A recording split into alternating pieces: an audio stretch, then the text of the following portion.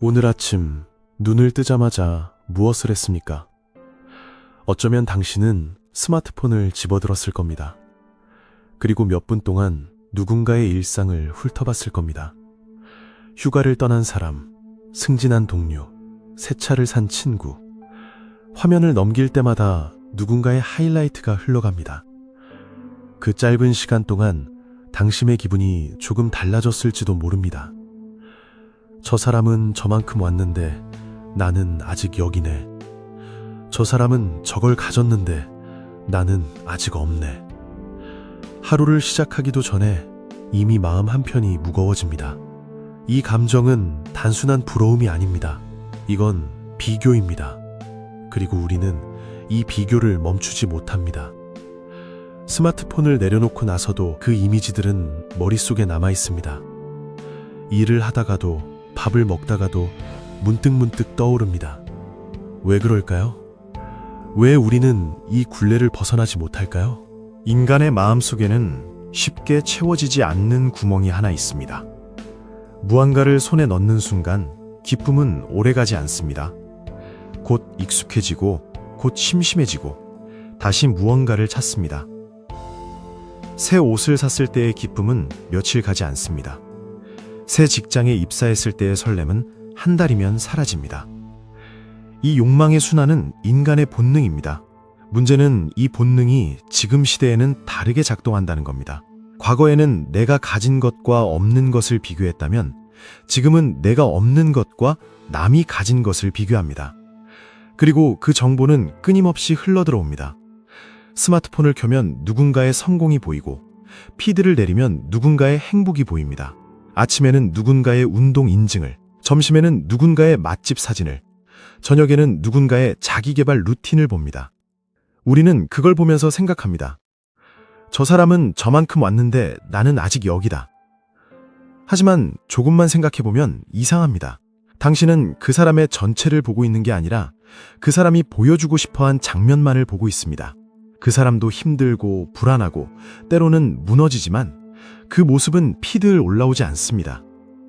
그런데 우리는 그 하이라이트를 나의 평범한 일상과 비교합니다. 남의 최고의 순간과 나의 평범한 하루를 나란히 놓고 비교하는 겁니다. 그리고 결핍을 느낍니다. 이 결핍은 바닷물을 마시는 것과 같습니다. 마실수록 목이 마르고 채울수록 더 비어있다고 느껴집니다. 그래서 우리는 다시 스마트폰을 듭니다. 더 많은 정보를 보고 더 많은 사람을 확인하고 더 깊은 결핍을 느낍니다. 그런데 왜 우리는 이 비교를 멈추지 못할까요? 이유는 단순합니다. 내 안에 기준이 없기 때문입니다. 무엇이 나에게 중요한지, 무엇을 향해 가고 있는지, 내가 정말 원하는 게 무엇인지 그 기준이 명확하지 않으면 우리는 남의 기준을 빌려옵니다. 이 나이엔 이 정도는 해야 한다. 이 정도는 벌어야 한다. 이 정도는 갖춰야 한다. 그 말들이 마치 내 생각처럼 들리지만 사실은 주변에서 들은 말일 수 있습니다. 부모님이 하신 말, 친구들이 당연하게 여기는 것, SNS에서 반복해서 본 이미지들, 그것들이 쌓여서 하나의 기준처럼 느껴지는 겁니다. 그래서 우리는 칭찬에 안도하고 비판에 무너집니다. 남들이 나를 어떻게 보는지가 내가 누구인지를 결정하게 됩니다. 친구가 결혼 소식을 전했을 때 왜 괜히 조급해졌을까요? 축하한다고 말하면서도 마음 한편으로는 나는 아직인데 라는 생각이 들었을 겁니다. 동기가 승진했다는 소식을 들었을 때 왜 축하하면서도 한편으로는 초라했을까요? 같은 시기에 입사했는데 저 사람은 앞서갔고 나는 그대로라는 생각이 들었을 겁니다. 그건 내가 뒤처졌다는 의미가 아닙니다. 다만 내 안에 나만의 속도라는 기준이 없었기 때문입니다. 그래서 남의 속도가 내 기준이 되어버린 겁니다. 한번 생각해 보십시오. 타인의 시선이 모두 사라졌을 때 당신에게 남는 것은 무엇입니까? 아무도 보지 않고 아무도 평가하지 않고 아무도 인정해주지 않을 때 그때 당신을 움직이게 만드는 것은 무엇입니까? 그 질문 앞에서 우리는 조금 당황합니다. 왜냐하면 우리는 지금까지 나를 위해 살았다기보다 남에게 괜찮아 보이기 위해 살아왔을지도 모르니까요.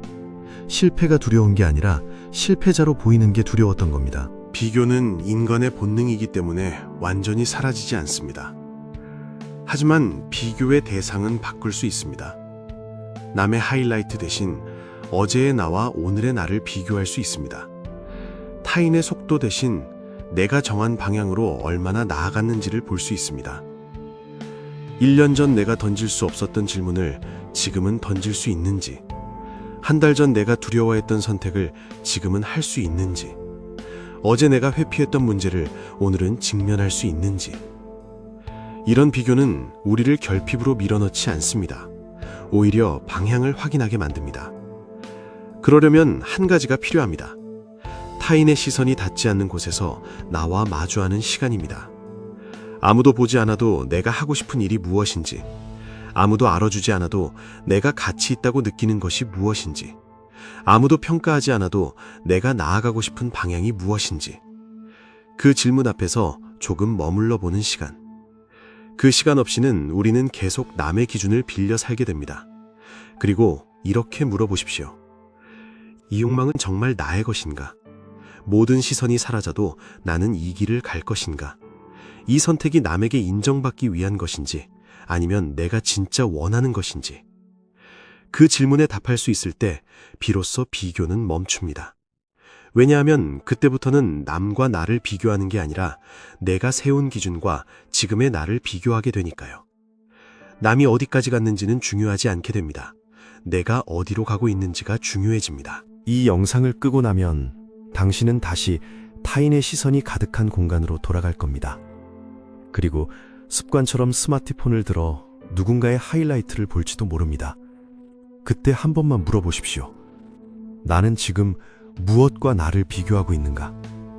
남의 하이라이트와 나의 일상을 비교하고 있지는 않은가? 남의 최고의 순간과 나의 평범한 하루를 놓고 비교하며 괜히 작아지고 있지는 않은가? 그리고 조금 더 물어보십시오. 아무도 나를 보지 않는 순간에도 나를 움직이게 만드는 것은 무엇인가?